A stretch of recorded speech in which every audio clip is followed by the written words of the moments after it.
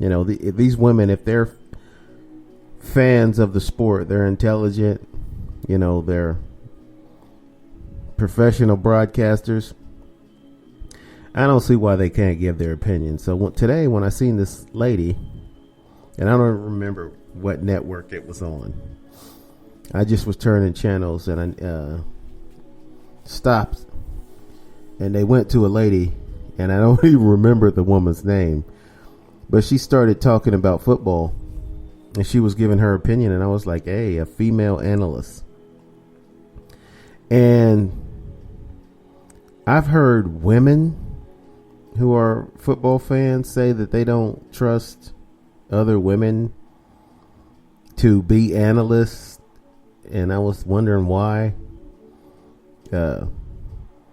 One woman said that she didn't want to see other women talking about football because they don't know what they're talking about. I was like, what if she does know what she's talking about, though?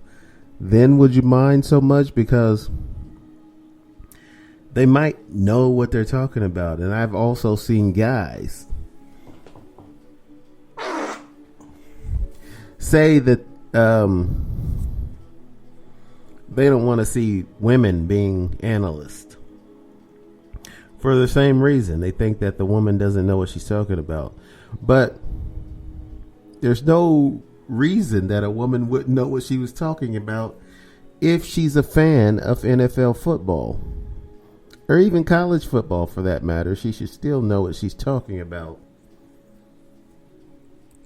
the game. So the first thing I thought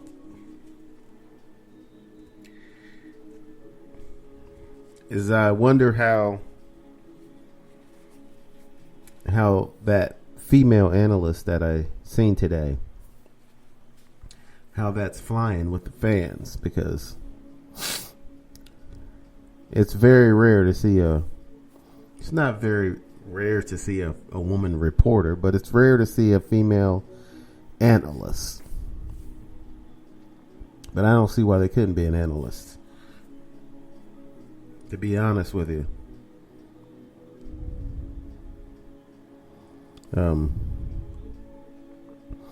A woman should be able to give her opinion about the game just as well as a man. If it's not she's obviously not going to be an ex-player.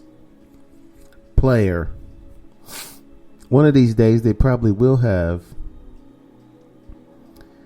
a woman playing in the National Football League, probably as a kicker or somebody who doesn't, get a lot of contact. I'd be hard. I can't see a woman playing, any other position besides a kicker, because if she gets hit by one of the guys, that's a lot tougher on a woman's body, because women are not as big and strong as men are. So, but eventually, somebody will break through, just like eventually some woman will become go into the NBA. I think, if you have, right now, women players, they can't take the punishment like men can. I've seen a lot of women or get their knees torn up in basketball from jumping up and down so much. They end up with torn ligaments and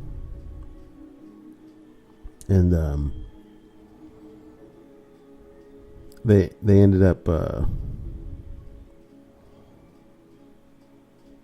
missing a lot of time from getting their knees torn up and having surgeries on their knees. Women do a lot more than men. Not even a little more, a lot more. So physically, the women, can't take the same punishment as the men can. So, but I can see eventually you'll have a woman who's like a superstar, and if she's got the skills and she can play, she'll be able to make the team on a men's team. Now, that's not likely to happen, but I can't say that we're just going to go on through time without it happening. Sooner or later, some chick will be pretty tough and they'll be able to make the squad on the NBA. It'll be tougher in football, though. But I can see some chick being able to kick it real far. You get these soccer players. Some of these soccer players can kick a pretty long field goal now. I'm talking about the men, but so I just imagine that the women are probably pretty good too, because there's female soccer players. So I'm just looking into the future, my crystal ball. I think that sooner or later there will be a lady who will end up in football and basketball. A kicker and a point guard for the lady. If a girl has mad handles and she's tough enough to take the bumping, because the guys are going to try to rough her up to see if she can handle it.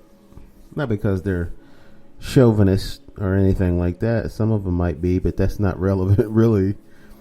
They're going to rough her up just to see if she can handle it, because if you let a girl on the team and she can't handle it, it makes you look bad. It makes you look like you were only putting the lady on the team as a publicity stunt, just so you can try to appear like you're all inclusive. When it's got to be the right chick. So I seen that lady today. She was commenting on football, and that's what it made me think of. Here's a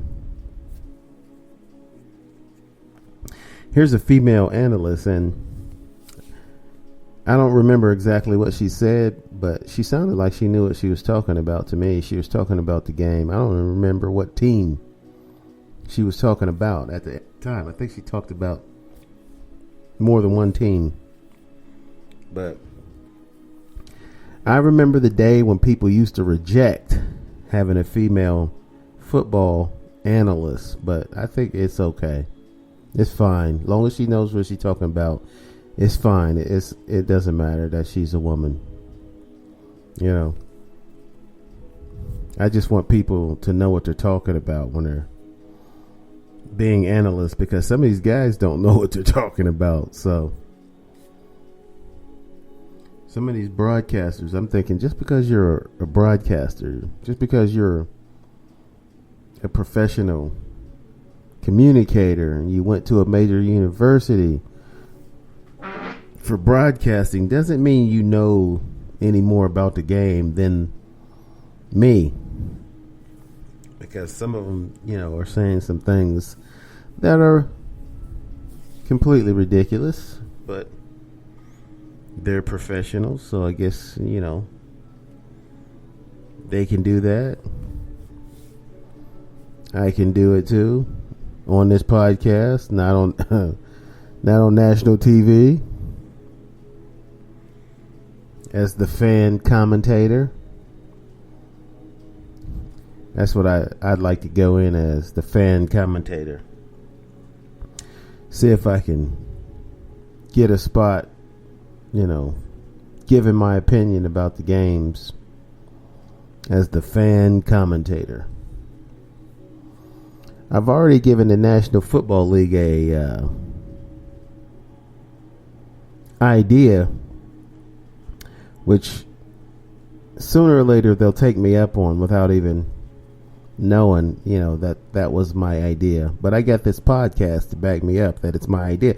Not that I'm going to make any money off of the idea. I'm giving it away for free to the National Football League because they want to expand. And I'm giving the National Basketball Association an idea too. And here's the idea. You want to expand? You trying to get your games seen in different countries, especially China, apparently, because China has a lot of people. So what that equals is money. You say, how does that equal money? Well, because if you have 1 billion people and you market some product to 1 billion people, then that exposure is worth a lot of money to an advertiser. So the NBA is trying to broadcast games to the Chinese. There are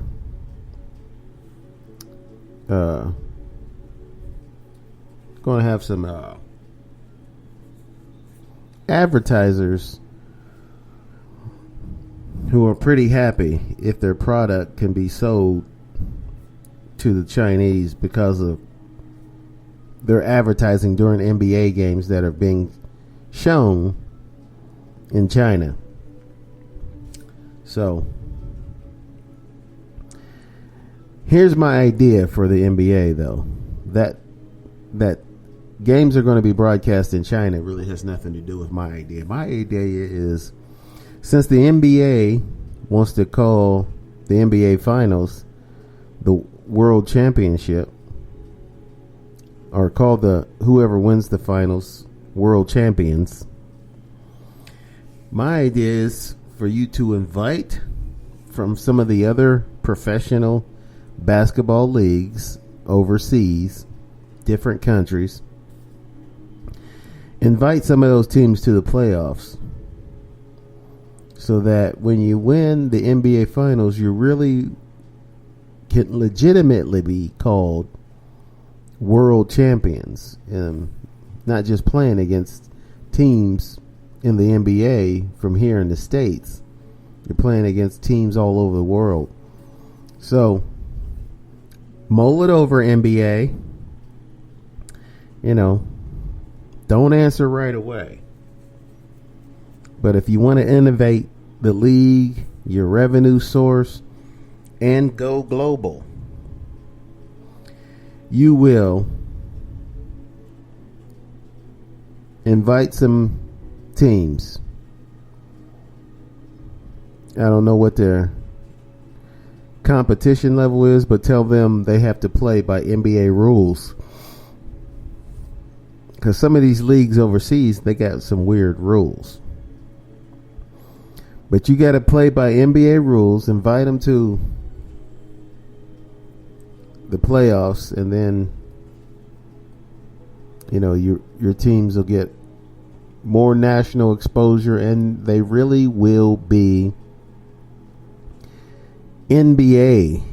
They really will be world champions when they win the finals, then, because they'll have other teams from around the world that they've had a chance to win the championship. It'll be exciting. Also, the NFL. Mull it over, NFL. I'm going to give you an idea too. And that is this. You should absorb the CFL, the Canadian Football League. You should absorb it. They've only got 8 teams.